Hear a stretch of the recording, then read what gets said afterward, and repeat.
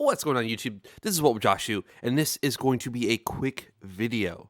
This is just going to be an unboxing of a brand new product that Azulle has released called the Byte 4. Now, we recently checked out the Access 4, and it was such a huge upgrade that my Byte 3 Plus, I think this is the Plus, I don't remember, but this is Byte 3.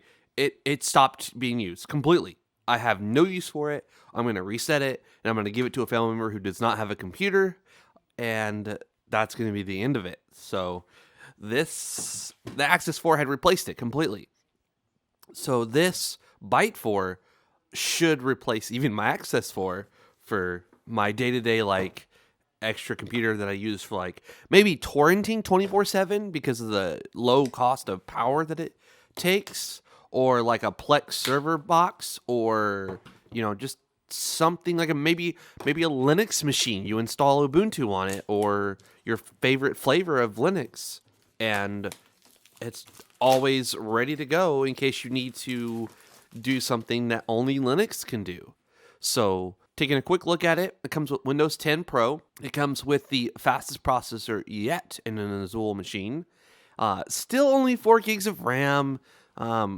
Primarily, I'd probably use this as like a streaming box, or maybe, you know, like just make sure you don't open very many tabs in Chrome, because Chrome uses a ton of memory. They are going to be releasing an 8 GB version, and if you're going to use this as a personal machine that you, like, you know, open a bunch of tabs, you do your banking on it, you know, you use it as a, like, personal computer, I'd probably wait for the 8 GB version to come out. 64 gigs is absolutely perfect. You can do all your Windows updates, you can install your essential, most used programs, and you're not going to run out of memory, which was a problem we had before with just the 32 gig versions. This is just 32 gigs. So whenever Windows 10 has a huge update, you've got to literally uninstall Chrome, uninstall, like, things you want to use just to get that little bit of free space to install the update, and then reinstall Chrome after you do the update, and you do the delete old versions of Windows stuff. So 32 gigs was just not enough to get by before. Now with 64 gigs, that's fine. And then you can always add like a USB flash drive for your movies, or you know, some sort of external hard drive, and you'll be good to go. So you can do 4K at 60 frames per second, and there's USB-C and 4 USB 3. And you'll notice that there's multiple ways to connect displays. So we're going to open this up and we're going to check it out. All right, it's got a little seal on it. So we'll break the seal. Ooh, very nice packaging. They want you to review their product. It's going to come with all the little things. You've got Intel Ultra HD. You've got one 2.0 4K HD output. Oh, so you do have a 2.5 H hard drive or solid state drive. So you can add a 4 terabyte SSD in this thing, or you can add like an 8 terabyte 2.5. So that's pretty cool. You got 12 volts at 2 amps for your power supply, and it can do 5 volts at 1.5 amps through the Type-C port. So in here we've got our little fanless machine. This is where your hard drive would be. You take this outer case off and you mount the hard drive right here. On the previous one, when you took this off, it would be on the top. So that's pretty cool. And you've got all your, wow, ton of USB ports there. You've got your micro SD card slot there if you want to use that. And then you got your Type-C for super speed. And look at this. You've got your Ethernet, that's power over Ethernet. You got your display port, your HDMI port, your VGA port, your this port, your that port.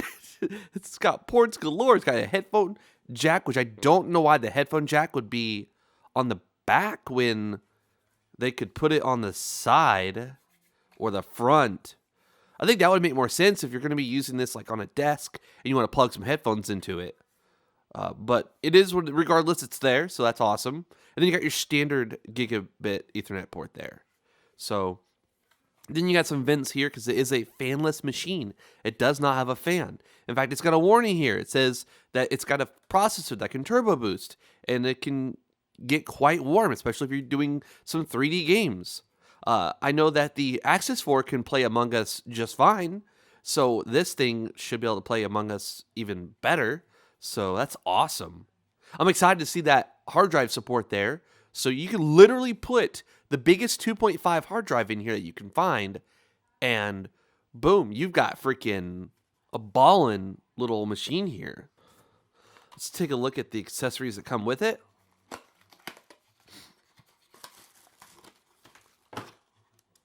You got some extra screws. You've got a thermal pad for that. Oh yeah, that SATA SSD. I forgot all about that. That NVMe. I'm sorry. So with the NVMe, you can put like a 4 terabyte NVMe drive in there. I know SaberNet makes an 8 terabyte NVMe, but more than likely you're going to put like a 2 terabyte in there because you get to the 4 and 8 terabyte categories and you're spending a few $100. But that's awesome. So you can do a 2 terabyte NVMe and a 4 terabyte solid state SSD. That's a ton of storage in this sucker. That's amazing. And then here you go. You got your little power supply for the US.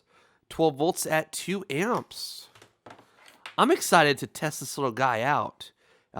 Install an NVMe in it, install a SATA SSD in it, and literally just use it for torrenting. Oh, and it's got 2 antennas.